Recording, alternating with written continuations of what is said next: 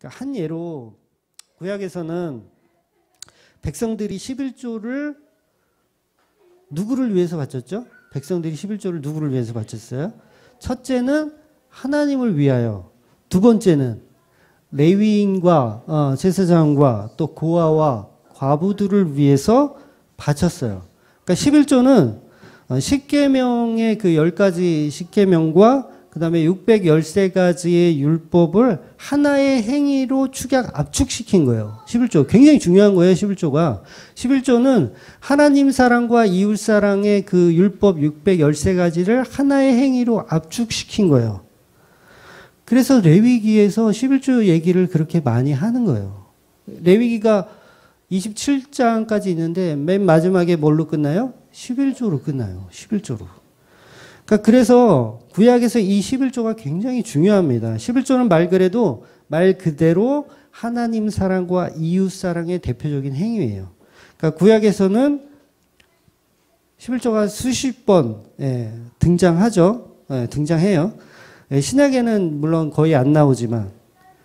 그래서 이 11조를 찬성하는 목사님들의 주장은 그거예요. 하나님 사랑과 이웃 사랑의 실천이다. 이게 왜 잘못됐냐? 이거예요. 문자적으로는 아무 문제 없어요. 그렇게 해석하는 게 맞아요. 11조는 하나님 사랑과 이웃 사랑의 실천이에요. 결국 11조의 의미를 하나님 사랑, 이웃 사랑으로 실천해 내자는 겁니다. 저는 그 뜻을 부정하는 게 아니에요. 그러니까 율법은 전부 하나님 사랑과 이웃 사랑이 맞는 거죠. 그러니까 10계명 자체가 1계명부터 5계명은 하나님 사랑, 6계명부터 10계명은 이웃 사랑이에요. 그래서 11조가 구약에서는 온전한 하나님 사랑과 이웃 사랑의 결정판. 구약에서는 반드시 그래서 11조를 해야 하나님이 영광을 받으시는 거예요. 이게 제사가 맞아요. 그러니까 오죽하면 말라기서에서 마지막 구약책에서 이 쌍놈 인간들 제사장 놈들이고 백성 놈들이고 전부 다 눈 먼 것, 저는 것, 뭔가 좀 흠이 있는 것을 가지고 온전하지 않은 것을 가지고 11조로 바친다고 그걸로 하나님과 이웃사랑을 실천하겠다고 하니 하나님이 열이 받으신 거예요. 그래서 너희들의 얼굴에 똥이나 쳐바르라고 이런 말씀까지 하신 겁니다. 그런데 구약의 그 율법은 말 그대로 인간들의 실패를 폭로하는 책이잖아요. 그러니까 말라기가 너희들이 11조를 잘했기 때문에 하나님께 영광이 되었다라고 끝나요? 아니면 이 쌍놈의 인간들아 하고 끝나요? 쌍놈의 인간들이라 하고 끝나는 거예요. 그럼 뭐예요? 너희들은 실패했다예요. 실패했다. 하나님 사랑과 이웃 사랑, 너희가 율법 가지고 실패했다. 그러니까 10계명 앞에 황금 송아지를 만드는 꼴이죠. 그게 전체의 뉘앙스예요. 구약의 전체의 뉘앙스가 하나님이 율법으로 10계명을 줬는데 너희들은 그거 못 지키고 우상 섬겼어. 이거예요. 그러니까 말라기에서 말하는 11조의 개념은 그거예요. 쌍놈의 인간들아, 너희들은 그거 못해. 못했어. 아니, 못해가 아니라 못했어. 이거예요. 그래서 그 율법을 지켜낼 사람이 필요한 거예요. 그 11조를 지켜낼 사람이 필요한 거예요. 하나님 사랑과 이웃 사랑을 우리 인간은 못하기 때문에 그것을 해낼 수 있는 진정한 11조가 필요한 거예요. 그게 누구라고요? 예수 그리스도라고요. 구약의 11조가 실패했어요. 완전히 실패했어요. 아브라함 때 처음 11조가 등장해서 마치 성공한 것처럼 보여요. 그죠? 아브라함은 그래도 잘했어요. 성공하는 것처럼 보여. 근데 말라기에 가서는 다 실패로 끝나는 거예요. 다 실패. 너희 인간들은 스스로 하나님 말을 지킬 능력도 없다라는 것을 성경이 폭로시키는 게 바로 11조입니다. 그래서 구약의 결론은 11조의 율법의 행위가 실패했으니 그 11조의 원형인 예수를 보라는 거예요. 그리고 끝나는 거예요. 구약이 끝나요. 구약의 성전은 실패했다예요. 그 성전 부셔버려라예요. 그 본질인 예수가 오셨으니까. 성전에서 장사하지 마. 다 때려 부시는 거예요. 그 11조 때려 부셔라. 내가 3일 만에 다시 만들겠다. 그게 십자가라는 거죠. 그러니까 6월절 뭐예요? 다 때려 부셔라. 너네들 그거 못 지킨다. 할례 그거 못한다. 부셔라. 안식일 너네 못 지킨다. 부셔라. 전부 예수의 그림자로 등장하여 인간에게 주어졌었던 율법들, 이거 다 우리는 실패했다라고 끝나는 게 구약이란 말이에요. 그런데 아직도 그 실패한 안식일을 지키겠다고요? 아직도 유월절을 지키겠다고요? 할례를 받자고요? 11조를 열심히 내자고요? 어쩜 그렇게 말씀의 지혜가 없습니까? 우리는 거기서 못 벗어나는 거예요. 말씀의 지혜가 없어요. 여호와를 알지 못하는 거예요.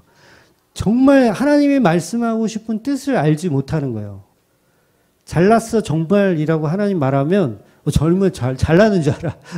우린 정말 잘나는 줄 알아. 하나님이 말씀을 인간들에게 레위기의 율법으로 행위로 구약에서 11조를 줬더니 결국은 인간은 못 지키더라는 겁니다. 그게 말라기서인 거예요. 구약에서도 해내지 못한 11조를 한국교회가 해내겠다고 열심히들 하는데 이거는 여호와를 알지 못하는 행동인 거예요. 성경을 모르는 행동인 거예요.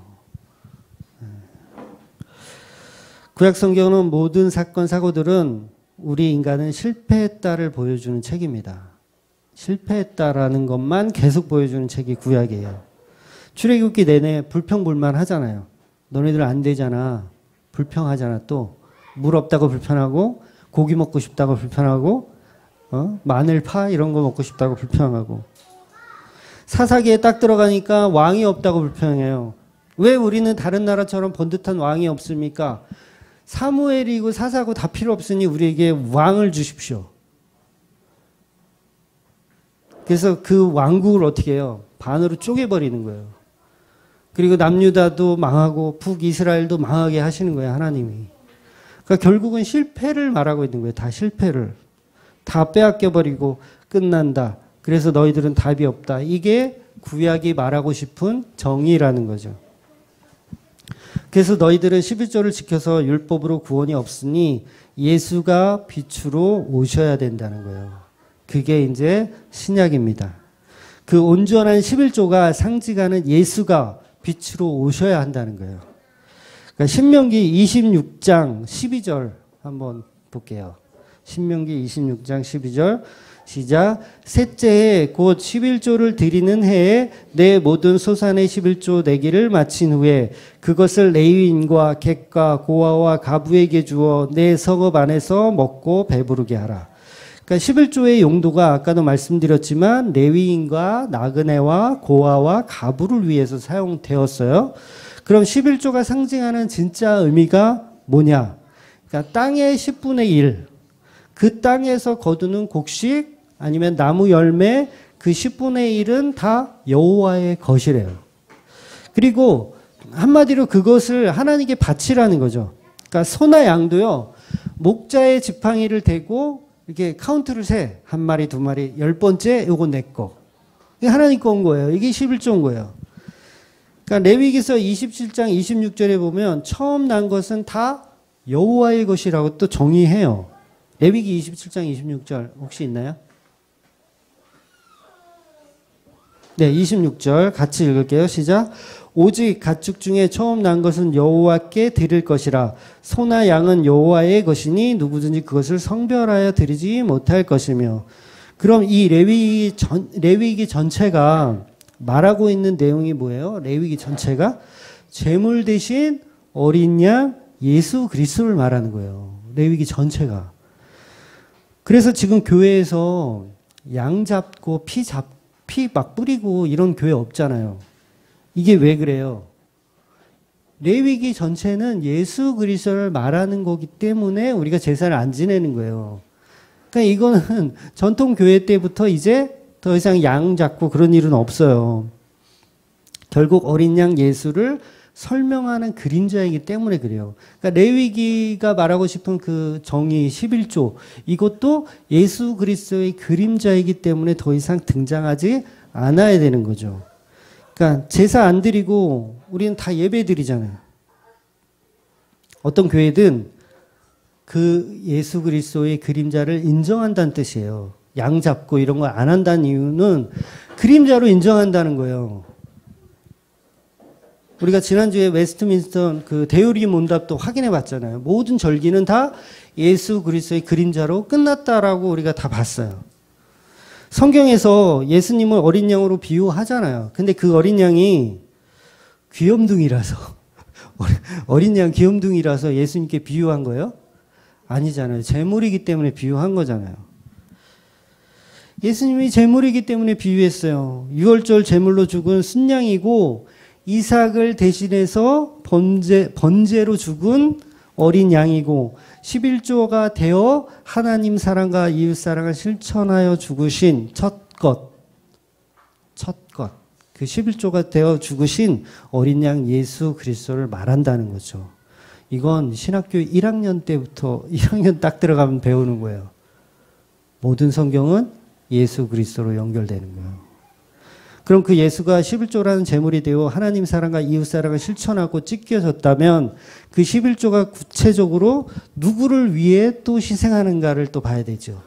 11조가 누구를 위해서 희생했어요? 고아와 과부와 제사장들을 위해서 희생됐어요.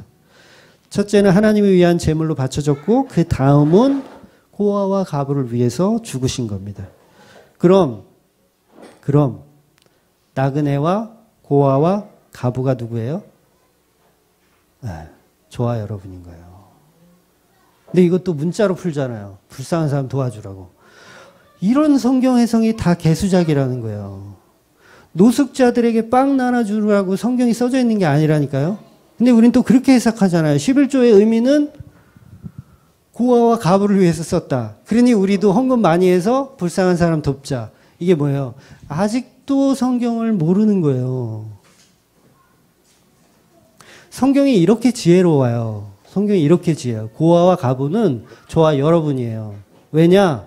하나님이 아버지인데 그 하나님 아버지가 없는 상태에 있었던 저와 여러분이 고아와 과부인 거예요. 여러분들을 위해서 복음이 예수 그리스도의 십자가가 만들어진 거라는 거죠. 어둠이 뭔지 아는 존재, 세상이 살기 너무 힘들다라고 하는 존재들, 그 존재들이 고아와 과부잖아요. 바로 저와 여러분입니다. 부모 없이 사는 존재, 하나님 아버지가 없다고 사는 존재, 신랑 대신 예수가 없는 그 과부인 그 존재, 저와 여러분이 그 존재인 거예요.